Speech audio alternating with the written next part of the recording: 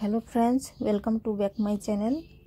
এই যে এসে গেলাম আবার তোমাদের সামনে নতুন এক রেসিপি নিয়ে। এটাকে নতুন বলা যায় না, অনেক কমন রেসিপি। এটা আগেও আমি একবার দিয়েছিলাম, তো আজকে আবার নিয়ে এসেছি তোমাদের সামনে। একটু অন্যরকমভাবে বানাবো বলে কালো চানা চাট বানাবো। তো এই কালো চানা চাট তোমরা অন্যান্য চ্যানেলে দেখেছো আগেও। এখানে আমি দুটো আলু সেদ্ধ করব। তো দুটো আলু আমার লাগবে না, একটা লাগবে, আর একটা অন্য এক রেসিপির জন্য ইউজ করব। তো আলুগুলো আমি সেদ্ধ হয়ে যাওয়ার পর 1 কাপ জল দিয়ে সেদ্ধ বসিয়ে দিচ্ছি। আলু আমার সেদ্ধ হয়ে গেছে। তোমরা তো জানো আলু সেদ্ধ হতে টাইম লাগে না, একটা সিটি লাগে শুধু। তো প্রেসার কুকারে আমি এই চানাগুলো দিয়ে দিলাম। তো এটা আমি 6 থেকে 7 ঘন্টার মতো ভিজিয়ে রেখেছিলাম, ভালোভাবে ফুলে গেছে। নুন দিয়ে এখন আমি সেদ্ধ বসিয়ে দিচ্ছি।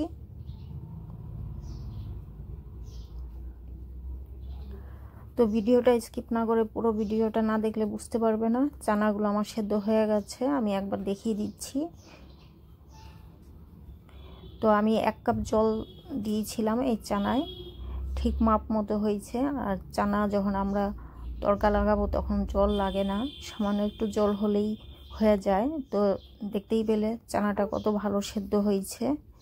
তো এখন আমি এটা তড়কা দেব। তড়কার জন্য আমি এখানে ছোট চামচে 3 চামচ তেল নিয়েছি। তেল একদম বেশি লাগে না, সামান্য একটু তেলেই লাগে। তো এই তেলের মধ্যে আমি তড়কার জন্য কি কি ইউজ করছি এটা একটু দেখে নাও। আমি একটা নিয়েছি তেজপাতা, 2টো লং, 2 থেকে 3টে কালো গোলমরিচ, আর এখানে ফাটিয়ে দেওয়া হয়েছে কালো এলাচ, যেটাকে আমরা বড় এলাচ বলি। এটা ফাটিয়ে দিয়েছি। গরম মশলার মধ্যে এই 4 রকমের গরম মশলাই লাগে, আর কিছু লাগে না। আর এখানে আমি হাফ চামচের মতো আদা কুচি অ্যাড করলাম।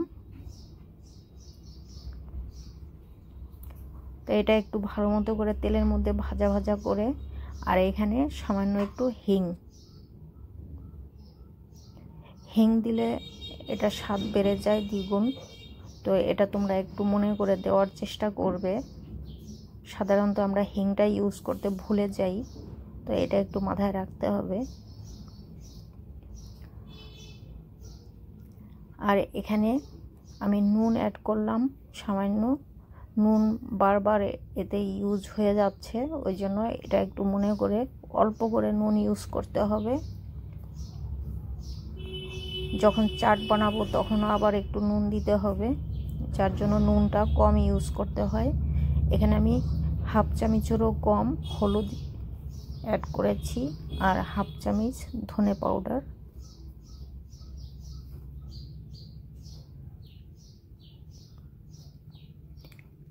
এখানে আমি হাফ চামচ লঙ্কা পাউডার অ্যাড করলাম। তো এখানে জল দেব না, এই চানাতে জল ছিল সামান্য একটু, এই জলটা দিয়েই আমি এটা রান্না করব। বয়েল চানার জল ফেলতে নেই, এই চানার জলটা দিয়েই এই চানাটা বানাতে হয়। তো আমার এটা দিয়েই কাজ হয়ে যাবে, আর এক্সট্রা জল লাগবে না। আমি এখানে 2 থেকে 3 মিনিটের জন্য ঢাকা দিলাম। ঢাকা দিলে ফ্লেভারটা ভেতরে ঢুকবে। তো 2 মিনিট পর আমি এখন চেক করব।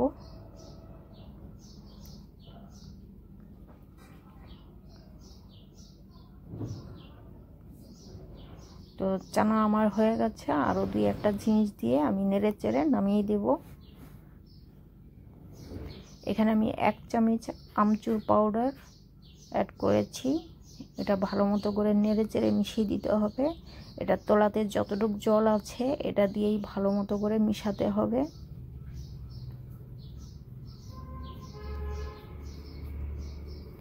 আমচুর পাউডার দেওয়ার পরে আর বেশিক্ষণ রাখার দরকার নেই, কারণ এটাতে জলটা টেনে নেয় অনেকটা।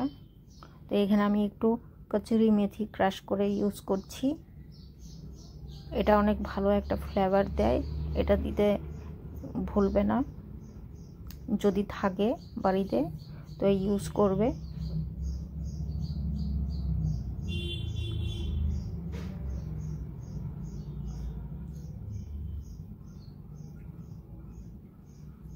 এই তো চানাটা হয়ে গেছে, এখন আমি নামিয়ে দেব।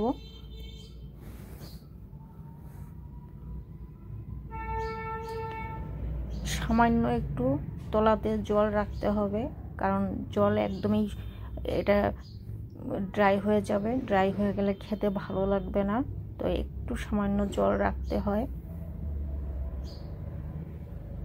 তো এই যে আমার চানাটা রেডি হয়ে গেছে চাট বানাবার জন্য। এখন আমি চাটগুলো বানিয়ে নিব। কি কি চাটের জন্য রেডি করেছি, এখানে 2টো পেঁয়াজ নিয়েছি, একটা বড় সাইজ টমেটো নিয়েছি, কাঁচা লঙ্কা, লেবু, ধনেপাতা একটু বেশি নিয়েছি, পুদিনা ধনেপাতার চাটনি, আর নিয়েছি অর্ধেকটা শসা, আমার কাছে বেদেনা ছিল, কিছু বেদেনা নিয়েছি গার্নিশের জন্য, 1 চামচের কম চাট মশলা নিয়েছি, ভাজা জিরে পাউডার 1 চামচ, আর বয়েল আলু আমি একটা নিয়েছি, লেবু নিয়েছি,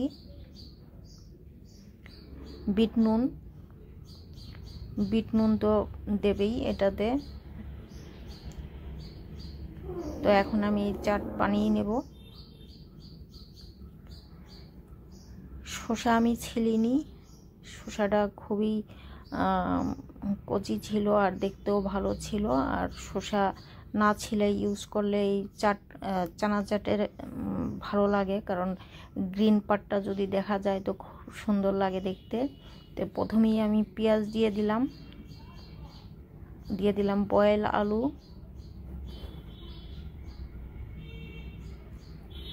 এখানে বড় সাইজ একটা বয়েল আলু অ্যাড করেছি, অর্ধেকটা শসা কিউব করে কেটেছি ছোট করে, অ্যাড করেছি কাঁচা লঙ্কা, 2টো কাঁচা লঙ্কা গ্রিন ছিল, 2টো লাল হয়ে গেছিল, মোট আমি 4টে লঙ্কা ছোট সাইজ ইউজ করেছি, আর এখানে বড় সাইজ একটা টমেটো কুচি অ্যাড করে দিলাম।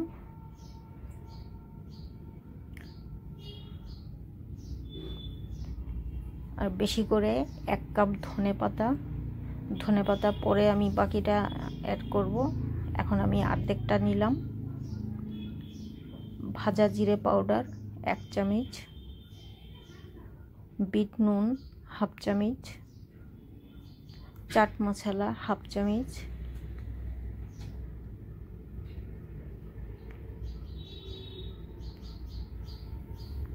আর এটা রেগুলার নুন 1 চামচ, 1 চামচের থেকে একটু কম, এটা স্বাদ মতো দিতে হয়, যে যেমন নুন খাবে সেটা বুঝে দিতে হবে।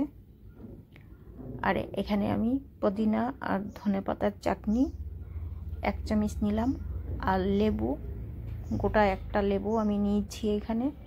এখন আমি এই উপকরণগুলো ভালো মতো করে মিশিয়ে দিচ্ছি।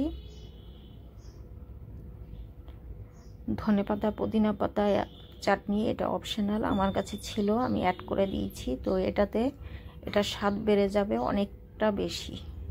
তো বাকি ধনেপাতাটা আমি অ্যাড করে দিলাম, ধনেপাতা একটু বেশি নিয়েছি, ফ্রেশ ধনেপাতা ছিল, আর এটাতে ধনেপাতা অনেক ভালো লাগে। তো ভালো মতো করে আমি মিশিয়ে দিলাম। আমি আরও 1 চামচ ধনেপাতার চাটনি অ্যাড করে দিয়েছি।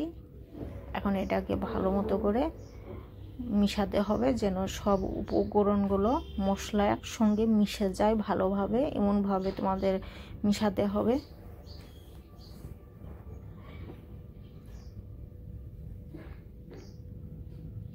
তো এই যে হয়ে গেল চানা চাট, দেখে ভালো লাগছে না, জিভে জল আসার মতো কালারটা।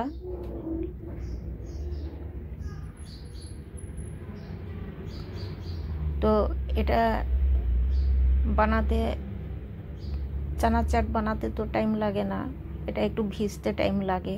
তো ভেজার জন্য তো সেরকম কিছু করতে হয় না, জাস্ট মেজারমেন্ট করে ভিজিয়ে দেবে, এক সাইডে ঢেকে রাখবে, এটাই তো বড় কাজ। তো চাট বানাতে অত কিছু টাইম লাগে না, যদি একটু উপকরণগুলো রেডি করে নেওয়া যায়। তো এখানে আমি গার্নিশের জন্য, এখানে আমি পোয়াগ্রানেট ছিল, আমি ওটা একটু নিয়ে উপর দিয়ে ছড়িয়ে দিলাম, এটা অপশনাল, তোমাদের কাছে থাকলে তোমরা অ্যাড করতে পারো, না থাকলে কোনো ব্যাপার না। তো এটাতে লুকটা অনেক বেশি বেড়ে যায়।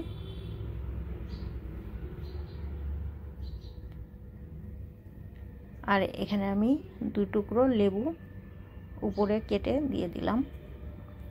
ব্যাস, খাওয়ার জন্য রেডি হয়ে গেল চানার চাট। তো আর দেরি কেন, ঝটপট করে তোমরাও তৈরি করে ফেলো। আমার এই রেসিপি যদি ভালো লাগে লাইক অ্যান্ড সাবস্ক্রাইব করবে, কমেন্ট করে জানাবে আমার এই চানার চাট রেসিপি তোমাদের কাছে কেমন লেগেছে। আমি অপেক্ষায় থাকবো তোমাদের কমেন্টের জন্য। তোমরা যদি কমেন্ট না করো আমি বুঝতে পারবো না আমি কি দেখাচ্ছি তোমাদের। তোমরা বলবে তবেই আমি ভালো আরও করতে পারবো, আর আমার চেয়ে ভালো তোমরা আরও বেটার করবে আমার রেসিপি দেখে। ভালো থাকো, সুস্থ থাকো। আজকের মতো এখানেই, আবার দেখা হবে নতুন এক রেসিপি নিয়ে।